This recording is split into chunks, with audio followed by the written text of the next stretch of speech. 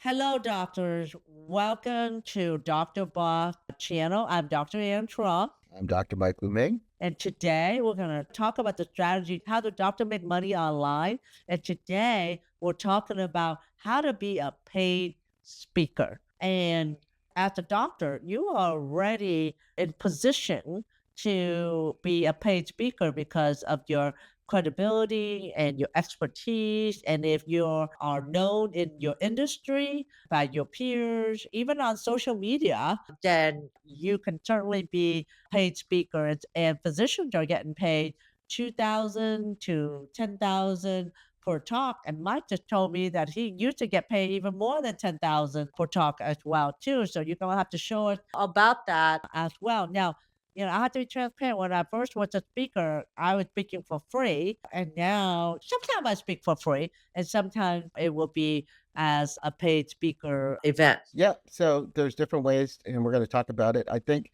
paid speaking is really just comes naturally for doctors because doctors are the authority. People love to have doctors to speak on medical topics, on clinical topics. But I know doctors who speak on real estate, on entrepreneurship, on relationships. So you don't have to just be focused on that. And we're going to talk about finding your niche and finding, what are the different topics on this call. So let's talk about why physicians should be speakers. First off, you got credibility. Credibility, the MD, a DO, DPM, instant authority. And you're educating people on a regular basis. You do this when you see patients, when you're having patient consultations. Some people even can equate that to doing like a mini TED Talk. I know doctors, you want to do more TED Talks, and that's certainly one way that you can go to. But like you said, I got started on speaking and talking to just doing in my clinic and just giving talks to my patients on in there. Then it can accelerate to talking for medical societies or getting paid with, they pay for your hotel, they pay for your flights, and then getting paid to speak at different, places around the country.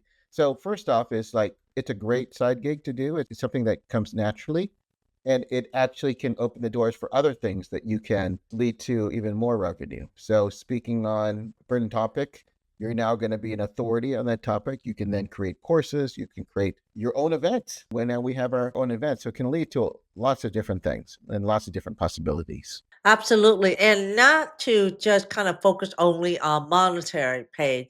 Sometimes being a paid speaker, instead of getting paid, you can get other valuable assets, such as you can get the email list, like the people that sign up for the event. So you can send out email to them and put them on your list so you can follow up with them to upsell for other products or course that you may have, or an opportunity where you instead of getting paid, but you're able to talk about what you do and then upsell for that, and then be able to make money from your course or your coaching while on stage. So that's what a lot of people do, is that they'll show up for free, but then will be able to do an upsell on stage. And oftentimes there's a split with event organizer on that product. So it's not sometimes just about monetary. It's like, well, you can get email lists, you can pass out your book, which become an asset as well too. And other ways of getting reward as a speaker, even though it's not money, is that when you do a talk, you can put a QR code about your coaching program or your website or your call to action, and people can opt in that QR code. One of our codes, Mike, and is Perry Belcher, and he was speaking at Funnel Hacking Live where there were 7,000 people in the audience. And he talked about newsletter and how newsletter is a good marketing tool. And he put a QR code up there and said, I have something bonus for you, a software that will help you write newsletter. And he got about 3,000 people from the audience to scan that QR code. And guess what? When they scan the QR code, he has their email. And that email is what he starts telling about his programs and so forth. So it's an asset. So being a speaker, you can also be rewarded with an asset as well. Yeah, and so that kind of leads up to my experience. So for several years, I was known as a platform speaker. So I had a company that had a software company, and we did business coaching and such. And so I spoke for several years, both in the U.S. and abroad in Europe and in Australia, New Zealand, Asia, in business entrepreneurship. And so we sold software and programs for that. And we would pay our own way. They would cover our hotel, but we had to pay for our flight. But then we would sold really well from the stage. So we would sell different courses. And that's where you could get paid a lot more money than $2,000, $10,000. One time we made over $100,000 on a 190-minute presentation where we had, I think it was 800 to 1,000 people in a room, and we sold business software. So that was a way where we got paid to be a speaker. And that was something that I learned over time. And I'm pretty introverted, and it takes a lot out of you. But when you get paid that kind of money, you learn how to get out of your shell for that. So I did that for several years, and it was a great experience and got to meet a lot of people and really kind of hone my craft in terms of entrepreneurship and understanding business, but also understanding about selling and marketing and business strategy and so on. So that's just one aspect to it. Most doctors don't get exposed to that. Most doctors get exposed to getting paid for a fee for that, but there are other ways where you have a platform speaker and then you sell the profits with the Event organizer. event Yeah. organizers right in there. So I worked with a few companies. One's called Success Resources. They work with Tony Robbins and some big motivational speakers in Australia and in Asia. And that was definitely quite an experience. It took a lot out of me too. My wife was saying I thought she wanted to do online marketing so she could be at home. I was traveling so much for those several years, but it was a great opportunity and it was great for me to travel. But yeah, that's certainly one way that you can become a paid speaker to do it. That's awesome. Definitely that's what you're talking about selling on stage. And that's another topic we're gonna do. We're gonna talk about doctor doing webinar as well. So Mike and I have been doing monthly webinars, so we can definitely talk about that as well. So there are many ways of being compensated. And talk about your niche. What I'm being paid for as a paid speaker is right now talking about ED, just sexual health and ED. Sometimes I'll talk about hormone or stem cell therapy, about some medical devices that we use to augment regenerative therapy. And so you can really talk about around what you do in general or be very specific, but usually it's about what you focus on either on social media or is your field or is your published. You don't really have to be a published. You don't have to publish a big study to be a paid speaker. I haven't published anything, but the speaking opportunities I have are usually niched down to that because they found me on social media. And so paid speaking, it comes in waves, sometimes you do it, be very busy, and then it's times you're not. Well, what are your thoughts on that, Mike? Right now, with post-pandemic era. Yeah, I mean, everybody's different. For now, I don't like to travel as much anymore as I get older. Just the hassle of flying. We just got back from Florida, and then again, it was for pleasure, but it's just a hassle of flying and getting a hotel kind of wears on you. So I've done it. So it's not as exciting to me as it used to be, but just getting the opportunities to go to different places, and especially when you're trying to be an authority in that, I think there's a lot of great opportunity for you to do that. Let's say you want to be a menopause expert.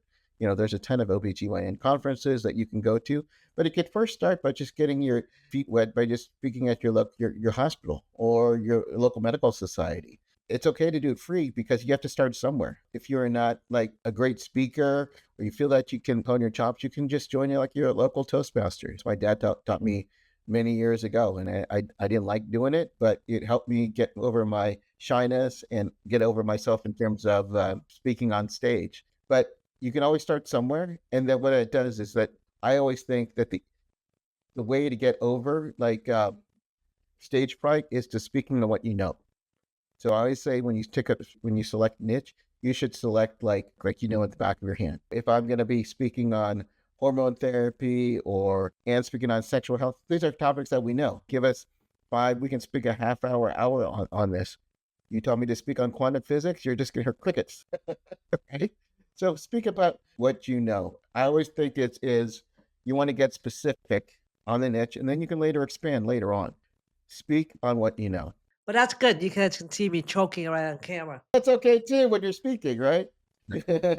Well, when you're on video, you have to expect the unexpected. So the thing is that it does, to be transparent, it didn't happen overnight. It takes time to build up. And even now, I'll do speaking for free because I see the value or the connection with it. Oftentimes, I like the networking that comes with being on stage and just helping my colleagues or an event organizer. But this is another source of income stream for doctors that you can be a paid speaker full time or part time. And now with the world of virtual events, it's easier now than ever. I don't like to travel to myself. I would do more virtual events and doing webinars rather than doing in person. And if I do it in person, usually I will try to get an email list from that or get some type of mention or some type of more visibility where I can get more connections with things that you can think about that go beyond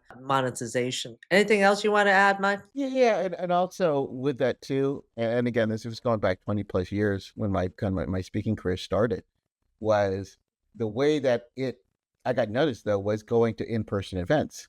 And I remember going to my first internet business conference back in 2004. I'm going to age myself. And I said to the organizer, I said, this is a great event. I'm going to be speaking at your event next year. And I told him that. And he remembered that. And I remember like 6 to 9 months later, I reached out to him, or I can't remember if he reached out to me or I reached out to him. I can't remember.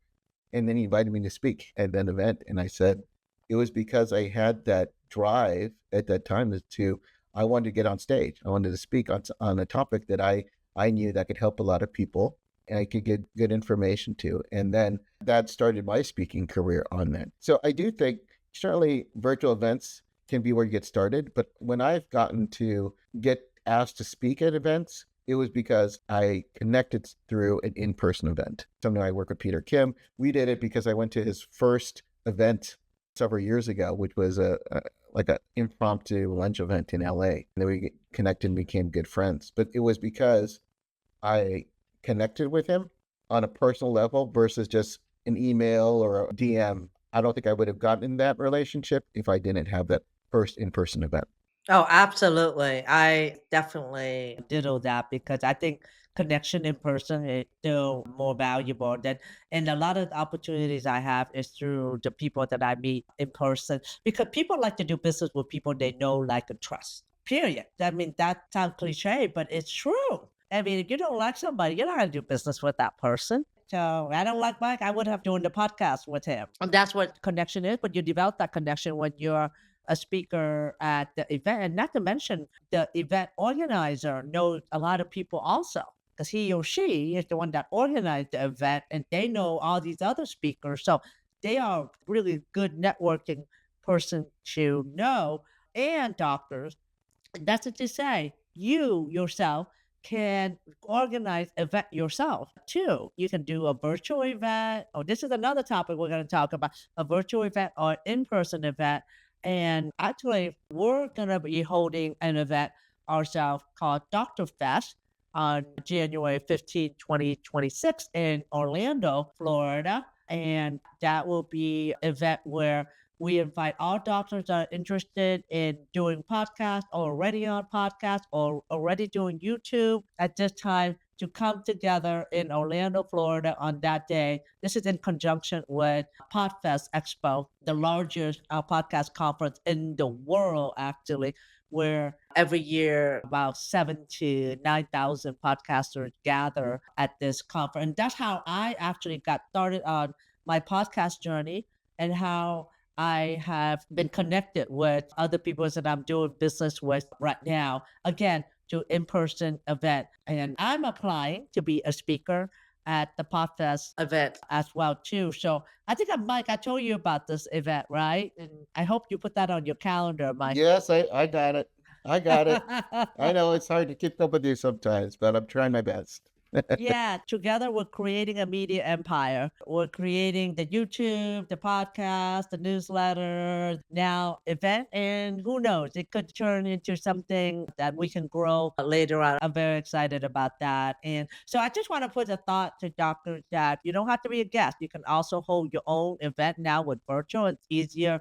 than ever to do that as well. And we talk about having them craft their signature talk. Yeah, I think it's always good to, if you want to get paid to be a speaker, they want to know what you're going to talk about. What are you going to cover? So when you're first looking at engagement, I got started also by just searching. They have a tag when say call for speakers.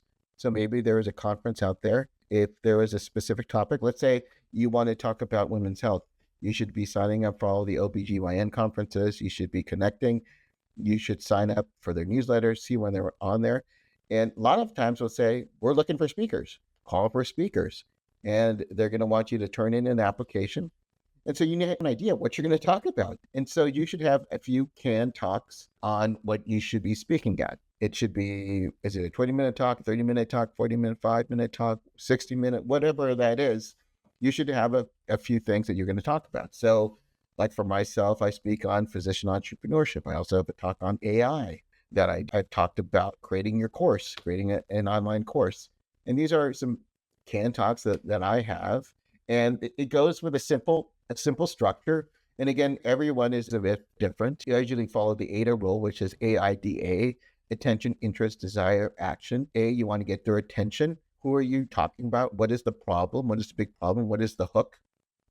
Anna talked about the hook. Why is this topic is of interest? Interest would be your story, like your personal story on this particular topic, or maybe it's not your story, maybe it's your patient's story, or why you should care about this, and give them a desire. Why did you want to solve this problem, or why is this important? I like to do like the 3 key points. Give them something that you can teach that's relatable that you can apply on there, and then A is action. What is kind of your call to action? What is something that you can close? And AIDA rule follows whether you're writing a webinar, you're writing an article, you are creating an outline for a podcast or a YouTube video, or on a personal talk. So structure that. You can use AI to help you with that, but have an idea what you're going to talk about and why it's of interest to you. Put yourselves in the shoes of the audience. Like, why would you want to be interested in this particular topic? Outline it, and then you can be practicing on a podcast with your friends, with your speaking at local medical society, as we mentioned,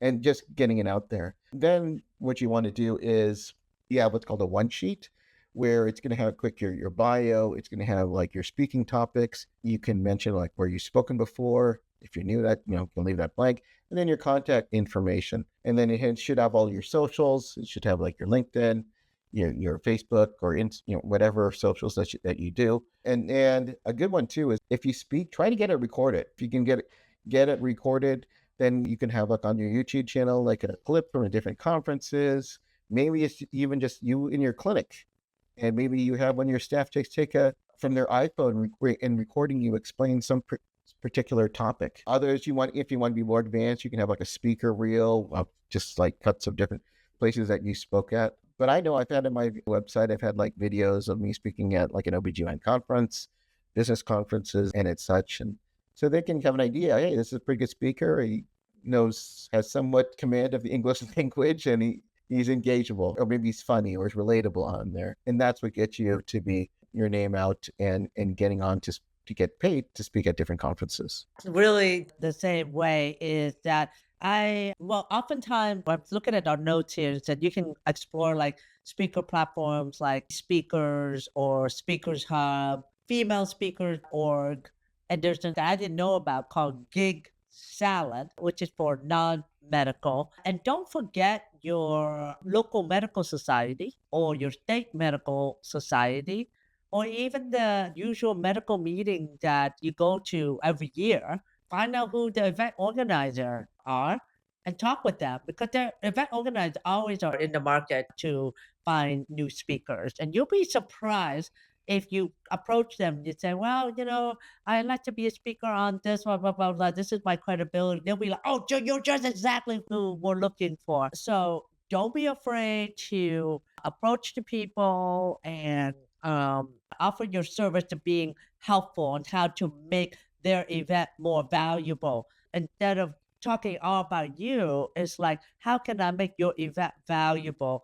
Is to pitch yourself as being something of value to them that will make their event look good and create a better agenda for them instead of just saying, well, I do this and this and this. It's more like I can contribute, I can deliver this. If you need a speaker for this particular topic, I would love to be a part of that as well. And some event will offer stipend that will cover for your travel costs as well too. So that's my kind of like my way of doing it is that I would attend conferences and I would approach and talk to the event organizer.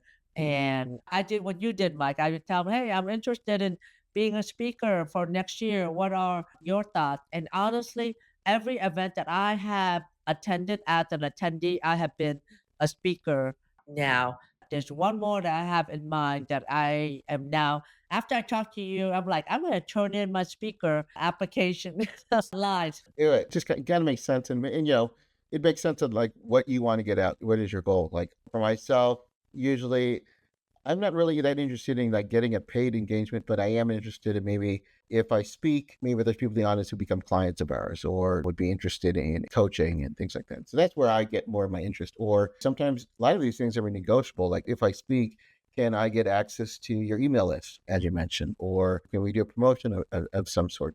So there's a lots of other ways that you can monetize it just beyond getting it paid $1,000 or $2,000, which certainly is great. But there's what we show here too. There's a lot of really good opportunity because oftentimes that first engagement can lead to perhaps even business deals down the road. So you never know what doors can open up. But it first starts is getting out of your comfort zone. Like I said, I'm a pretty introverted thing. It took me some time to get out and do it. And usually after I'm speaking, I'm usually huddled up and hiding back in my hotel room on there. But it's a means to an end. And as Eleanor Roosevelt, you do something a little each day that you're a little bit scared about, that's going to get you closer to your goals and keep moving you forward. Yeah, I'm actually surprised you said you're an introvert. That's very interesting. Oh, yeah, yeah, yeah, yeah. It's okay. I can speak and I can do it, but I have to rev myself up on there. But I'm just so used to it. So I'm okay. Uh-huh. Oh, no, you That, that, definitely do it well.